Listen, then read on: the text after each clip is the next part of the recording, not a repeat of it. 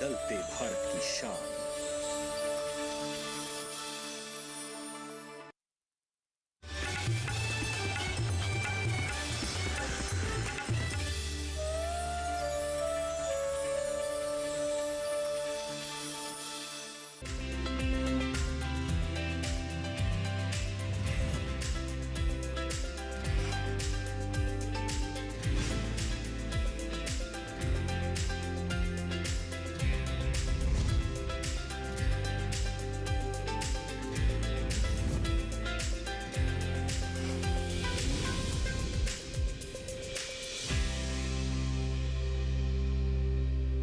नमस्कार, स्वागत है आपका हमारे खास कार्यक्रम सफल किसान में। मैं हूं आपके साथ दीपशिखा।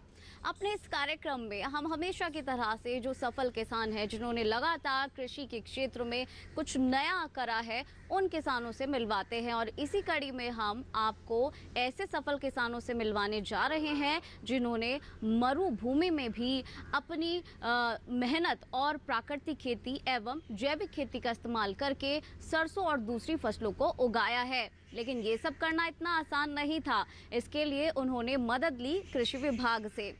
अब ऐसे में सफल किसानों की क्या कुछ जर्नी रही, वो जानने के लिए हम आपको लिए चलते हैं राजस्थान के सीकर जिले में।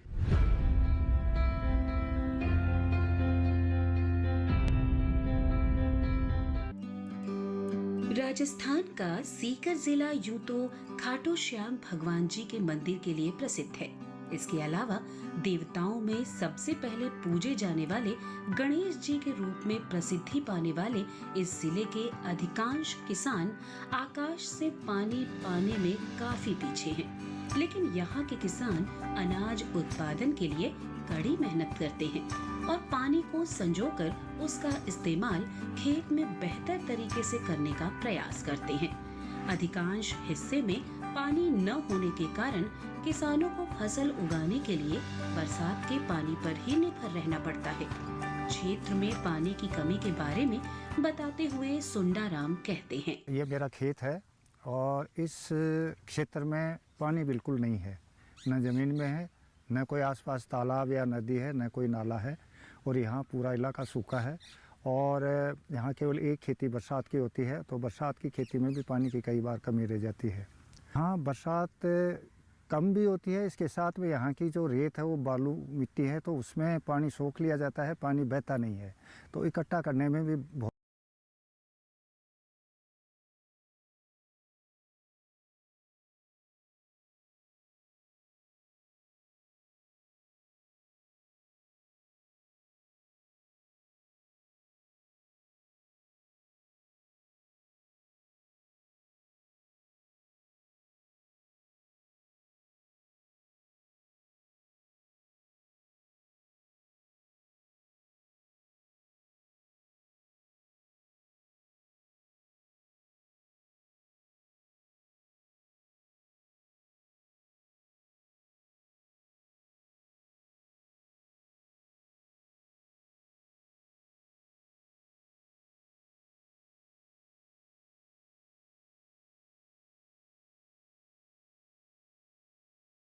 किया। हमने एक इसमें थोड़ा सुधार करके ऐसा किया है कि जब हम बरसात की फसल बोने से पहले खेत की तैयारी करते हैं, तो खेत की तैयारी करने के बाद में उसमें जो पाटा चलाते हैं खेत को समतल करने के लिए, वो पाटा 2 क्विंटल का ट्रैक्टर के पीछे बांध देते हैं। तो भारी पाटा होने से ज़मीन थोड़ी ज़्यादा दबती है और उसको 3 या 4 बार चलाते हैं। तो उससे क्या होता है कि ज़मीन काफ़ी हद तक थोड़ी दब जाती है और उसमें जो पानी बरसता है वो सोख भी लिया जाता है और बहता भी है। बरसात के पानी को खेतों में रोककर उसे फसलों की सिंचाई के काम में लेकर सुंडाराम अपनी उपज को बेहतर बना रहे हैं। इस रोके गए पानी को वे गर्मी में उगने वाली फसलों के लिए भी इस्तेमाल में लाते हैं और उपज को बेहतर बनाते हैं। जो सोख लिया जाता है उससे हम बरसात की जो खेती है वो कर लेते हैं और जो पानी बहता है उसको हम विभागीय योजनाओं के अनुसार बनाया गया जो फार्म पॉन्ड है उसमें इकट्ठा किया है। हमने 1.5 हेक्टेयर के क्षेत्र से केवल खेत का क्षेत्रफल 1.5 हेक्टर है और इस तरह से जो पानी मिट्टी को दबाकर जो पानी इकट्ठा किया है वो करीब 25 लाख लीटर है। तो 25 लाख लीटर इस पानी से हम 1.5 हेक्टर में सरसों बो रखी है। अभी कोई बरसात नहीं हुई है इसकी बुआई के बाद में, लेकिन फिर भी हमारे पास अभी भी 1/3 पानी खर्च हुआ है, 2/3 पानी बचा हुआ है, 1/3 पानी और खर्च होगा और जो 1/3 पानी बचेगा उसमें हम जो गर्मी की फसल है उसमें कुछ सब्जियां लेंगे। खेत में पाटा लगाने का सबसे बड़ा फायदा ये होता है कि खेत में बने तालाब में काफी पानी इकट्ठा हो जाता है। इस पानी का इस्तेमाल ड्रिप सिंचाई में किया जाता है।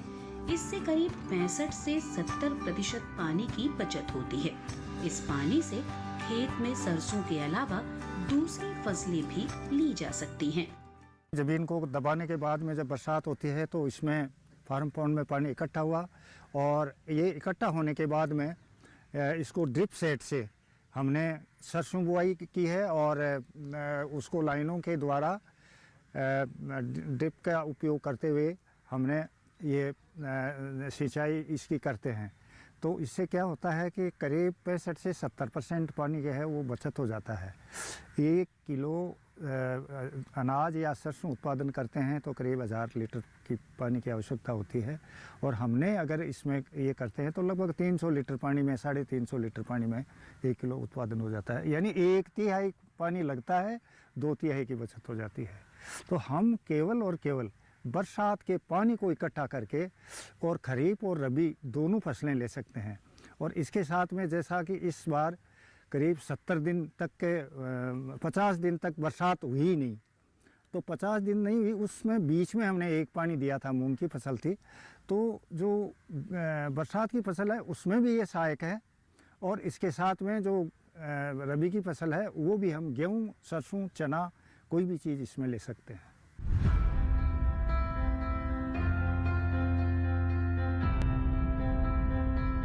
चलिए फिलहाल वक्त तो चला है एक छोटे से ब्रेक का। ब्रेक के उस पार हम बात करेंगे सफल किसान सुंदरराम जी की और जानेंगे कि कैसे उन्होंने अपनी मेहनत से प्राकृतिक और जैविक खेती का इस्तेमाल करके मरुभूमि में फसलों को उगाया है। तब तक बने रहिएगा डीडी किसान।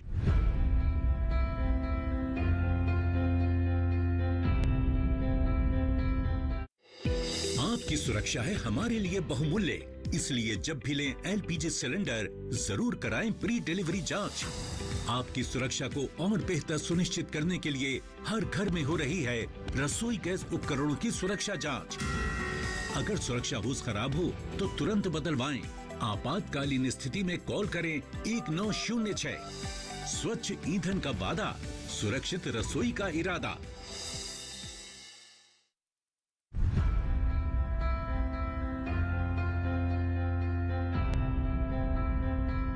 के बाद एक बार फिर से स्वागत है आपका हमारे खास कार्यक्रम सफल किसान में।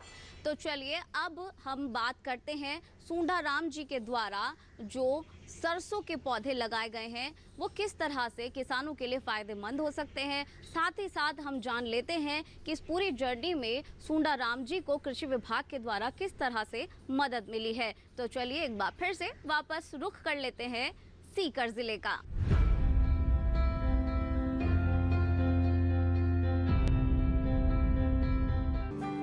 राजस्थान में अधिकांश किसानों के खेतों में सरसों की हरियाली यूं तो हर जगह देखी जा सकती है, क्योंकि सरसों राजस्थान की खास फसल मानी जाती है। लेकिन सुंदरराम के खेत में उगने वाली सरसों खास मानी जाती है। इनके खेत में उगने वाली सरसों आम सरसों न होकर बेहतर किस्म की सरसों होती है। इसकी खासियत ये है कि ये सरसों के बीज होते हैं। इनके खेत में सरसों की करीब 50 वैरायटी लगी हुई है, जो कि मामलों में दूसरी सरसों से बेहतर है। इस बारे में जानते हैं सुंदरराम से ही।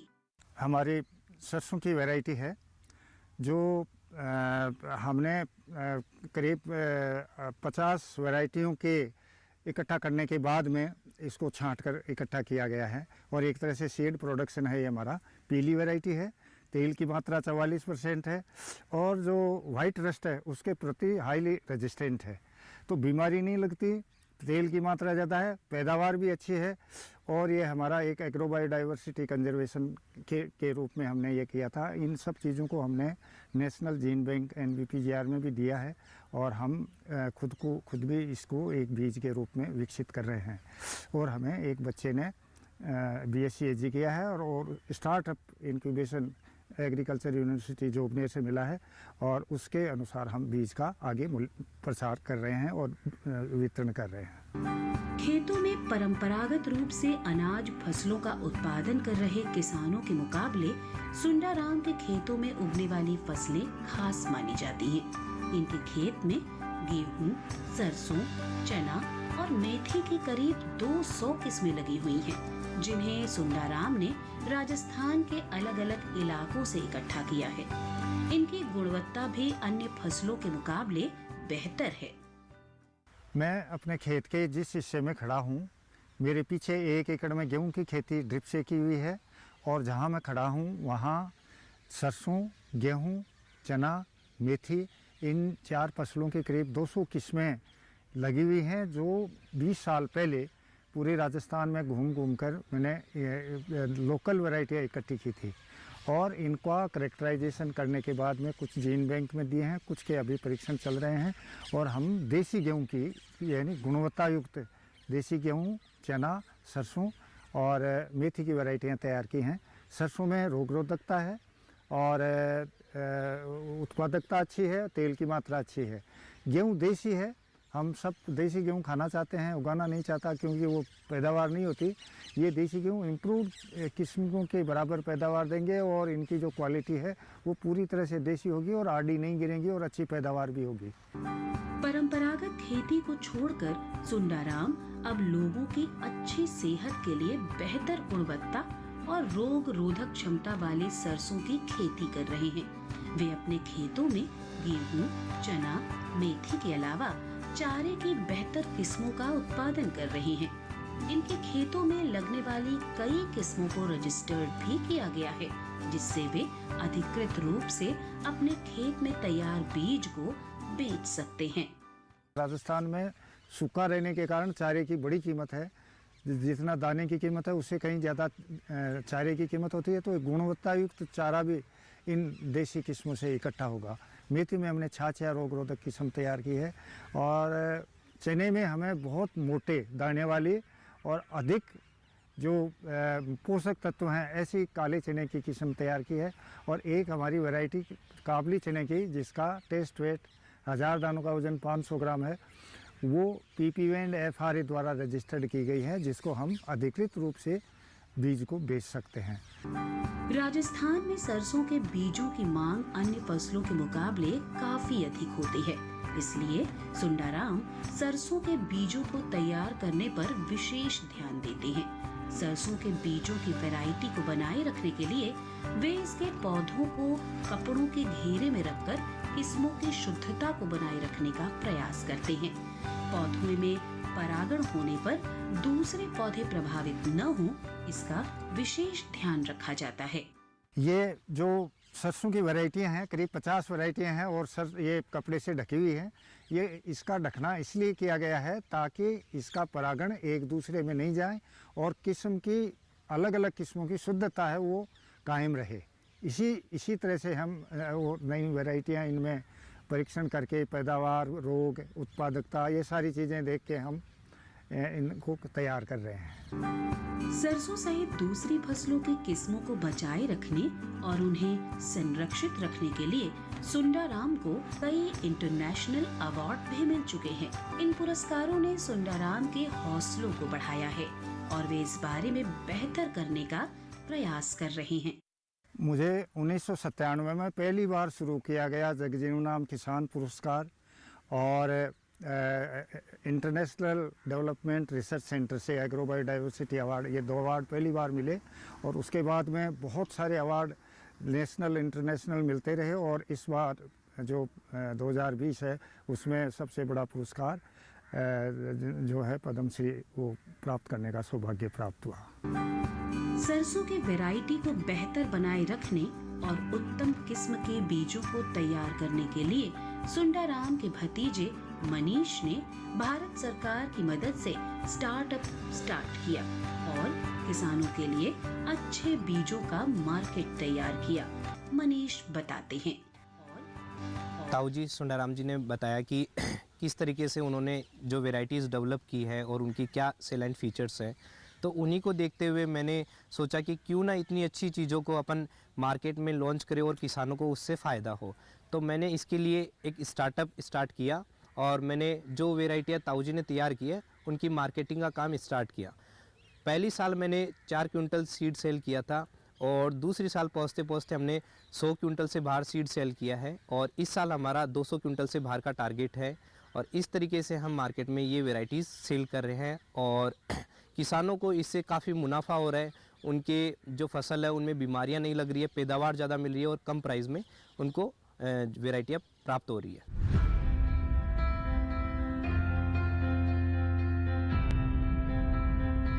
तो चलिए फिलहाल वक्त हो चला है एक और छोटे से ब्रेक का। ब्रेक के उस पार हम जानेंगे कि कैसे सुंडाराम जी को कृषि विभाग के अधिकारियों ने लगातार मदद करी है उनके इस कृषि व्यवसाय को आगे बढ़ाने के लिए। तब तक बने रहेगा डीडी किसान पर और देखते रहिएगा सफल किसान।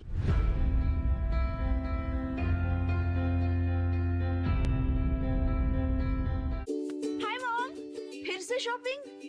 बाबूजी, आपने इसे बिगाड़ के रखा। लिमिट में करो तो कुछ बुरा नहीं होता है। बिना लिमिट शॉपिंग करेगी आपके कार्ड पे ऐड ऑन जो है। मैंने तो कार्ड पे लिमिट सेट कर दिया।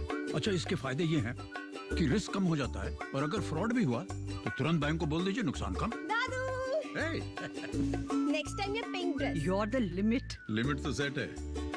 आरबीआई कहता है जानकार बनिए, सतर्क रहिए।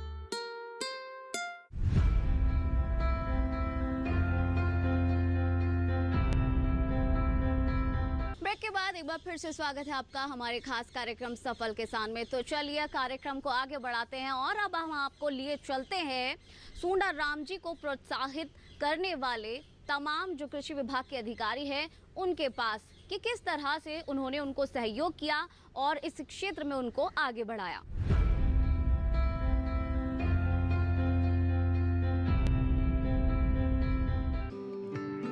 पिछले कुछ सालों में भारत ने दुनिया भर में खाद्य आपूर्ति सुनिश्चित करके प्रमुख कृषि प्रधान देश की इमेज बनाई है और यह संभव हुआ है देश के विभिन्न क्षेत्रों में काम कर रहे कृषि अधिकारियों की ओर से किसानों को मिलने वाले कृषि संबंधी मार्गदर्शन से।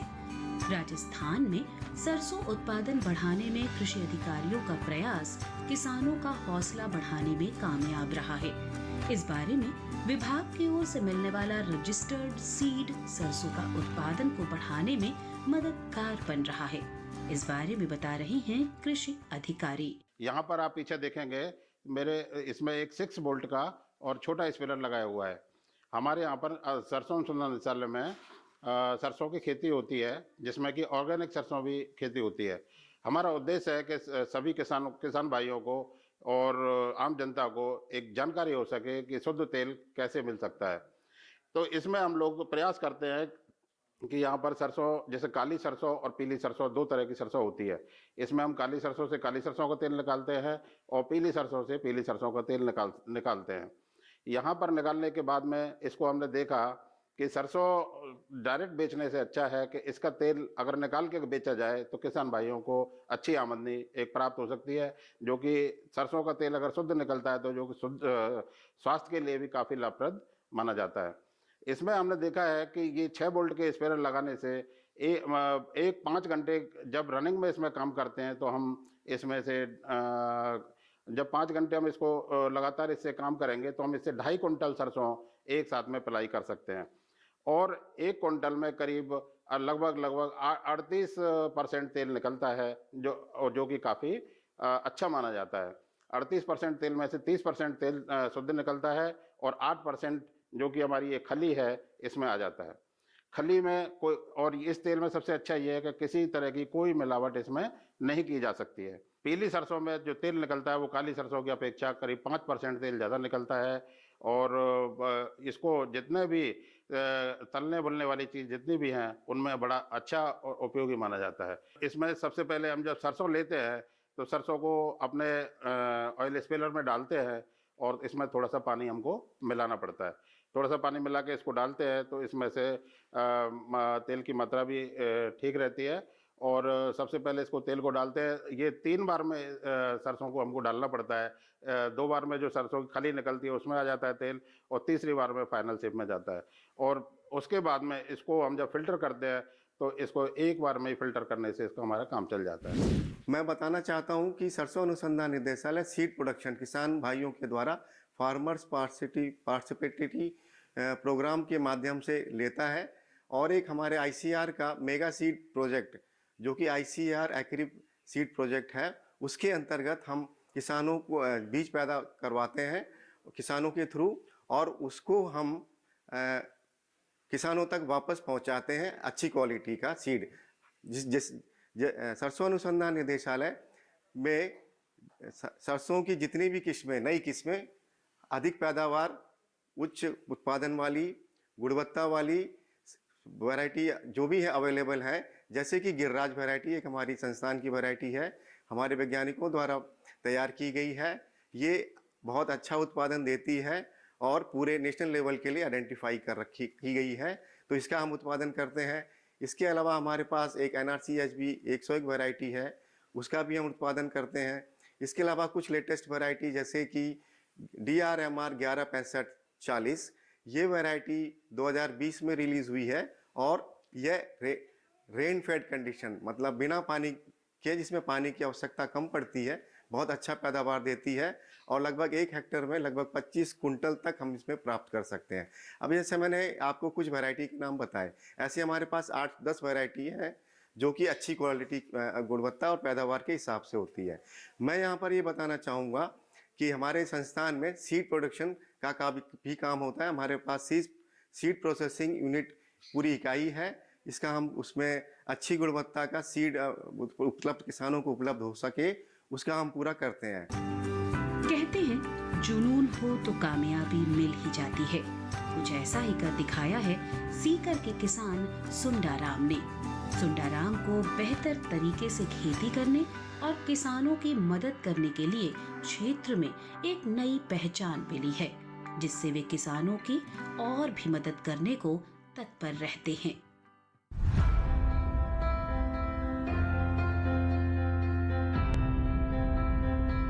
आज के इस कार्यक्रम में बस इतना ही। आज की इस कड़ी में आपने जाना कि किस तरह से सुंडाराम जी ने बिना पानी और बिना संसाधन के मरुभूमि में प्राकृतिक और जैविक खेती का इस्तेमाल करके सरसों व अन्य फसलों का उत्पादन किया और अपनी आय बढ़ाई, और उसके साथ साथ दूसरे किसानों के लिए भी मिसाल बने। आपको ये बात बता दें कि जो सुंडाराम जी हैं वो पद्मश्री पुरस्कार से नवाजे भी गए हैं। अगर इस कार्यक्रम से जुड़ा हुआ कोई भी प्रश्न आप पूछना चाहते हैं तो आप हमें ईमेल कर सकते हैं। हमारी ईमेल आईडी है safalkisan@gmail.com। अगर आप हमें कोई प्रश्न भेजना चाहते हैं पत्र के द्वारा तो हमारा पता है सफल किसान, कमरा नंबर 77, CPC दूरदर्शन, खेलगांव, नई दिल्ली 110049। तो आज के इस कार्यक्रम में बस इतना ही। फिलहाल हमें दीजिए इजाजत। नमस्कार।